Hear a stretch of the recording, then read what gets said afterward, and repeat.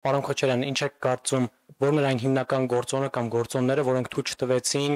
Լևոն Տեր-Պետրոսյանի իշխանություններին, ձեր իշխանություններին, Սերժ Սարգսյանի եւ Նիկոլ Փաշինյանի իշխանություններին կերտել այնպիսի ուժեղ պետություն, որը կդիմագրավեր Ադրբեջանին եւ 2020 թվականի աղետը չէր լինի, ամրագրելով 1994 թվականի մայիսի 12-ի արդյունքը։ Նայեք, ես ձեր հարցի ձևակերպման հետ համաձայն չեմ։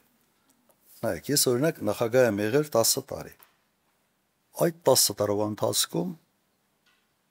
դուք երբևէ լսել եք որևէ լկտի հայտարարություն Ադրբեջանի կողմից, ինչ որ քայլեր, որոնք կարող էին կասկած առաջացնել նաև մեր հանրության մոտ, որ մենք պաշտպանված չենք։ Ինչի բան եղել է։ Ես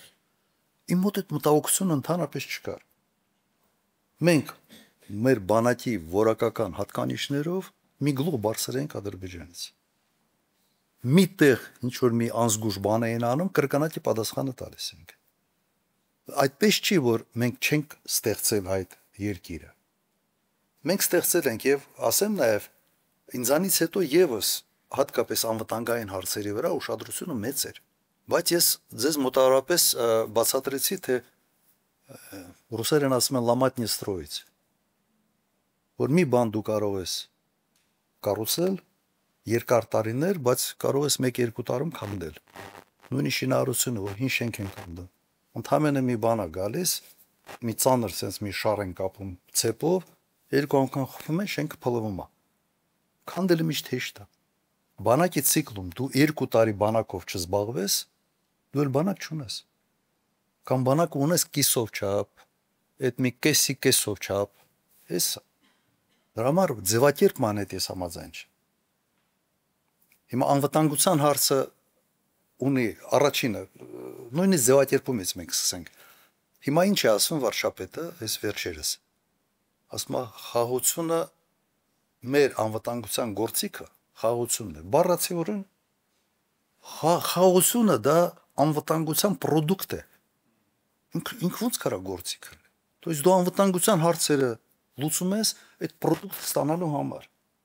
Երբ որ ասում է խաղաղությունը գործիք է, ուրեմն այդ մարդիկ չեն հասկանում ֆունդամենտալ հարցեր։ Հիմա դուք երբեք չեք գնա, չէ՞ բժիշկի մոտ, որը չի հասկանում այդ սկալպելի բանից չի ջոկում, էլի, չեք գնալու, չէ՞։ Բայց հիմա ամբողջ ժողովրդով ընտրել եք, ասած նստել եք այդ մի ավտոբուսի մեջ եւ վարորդը քշել չգիտի։ Ոչ քշել գիտի, ոչ ուղղությունը գիտի, ոչ տորմուզի տեղը գիտի, ոչ էլ մյուսի տեղը գիտի, նստած տանում գնում ենք, ուռա ենք անում։ Ես շատ եմ ուզում եւ ինձ համար հետեւյալ բանաձևը կասեի, ունենալ ոնց ռոմանտիկ ժողովուրդ եւ շատ պրագմատիկ ղեկավար։ Ինձ թվում է ամենից լավ բանը կլինի այդ պրագմատիկ ղեկավարի եւ ռոմանտիկ ժողովրդի, որտեղ այդ ռոմանտիզմը բոլոր ազգերին է պետք։ Բայց երբ որ ղեկավարը պրագմատիզմի դաշտից դուրս է գալիս եւ ռոմանտիկա դառնում, այդ ռոմանտիկ ժողովրդի գլխին փորձանք է բերում։ Օրինակ, վերցնենք նույն Ուկրաինան, այսօր ես մի 2-3 անգամ անդրադարձ ունեցա։ Անպատասխանատու ղեկավարը կարող է հսկայական, հետաքրքիր աշխարհագրություն, հսկայական ռեսուրսներ ունեցող երկիր ավիրի։ Ընդհանրեն Ուկրաինան կարող էր ասել, որ նեյտրալ երկրի ստատուսով ինք կօգտվեր եւ Եվրոպայից, եւ Միացյալ Նահանգներից, եւ Ռուսաստանից։ Ասին չէ, մենք պիտի մտնենք ՆԱՏՕ։ Դե մտեք։ Ինչ ստացա։ Բայց դու ուղղակի արհամարեցիր քո հարևան հսկայական հզոր երկրի անվտանգային շահեր։ Մի երկիր, որը կարող էր այսօր այն ամենից լավ հետաքրքիր բարգավաճող երկրներից մեկը լիներ։ Որ մարդ իր տեղը չի հայտնվում, մարդը փորձանք։ Վատ բժիշկը, վատ վիրաբույժը իր սեփական մեծ գերեզմանոց ունի։ Հիմա վատ քաղաքական գործիչը, վատ ղեկավարը ինքը խնդրեմ չի իրեն համար, ինքը նորմալ է։ Ինքը խնդրեմա մեզ բոլորիս համար։ Այս պատերազմը ինչ որ եղավ, չպետք է լիներ։ Այս պատերազմը հրահրվեց մեր կողմից, հայերի կողմ, հայկական իշխանության կողմից, այո։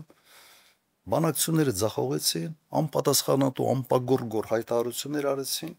ամեն ինչ արեցին, որ Թուրքիան Ադրբեջանը տիկունքում sense ամբողջ բոյով կաղնի, եւ վերջում ստացանք սա։ Հիմա էլ պարզումա սա մեղավոր են։ Պարզումա այդ հանձնել են Ալմատայի բանով 91 թվականին։ Հիմա էսա։ Դրա համար ձեր մի քիչ երկարացրեցի, որտեղ իսկապես ֆունդամենտալ հարց է։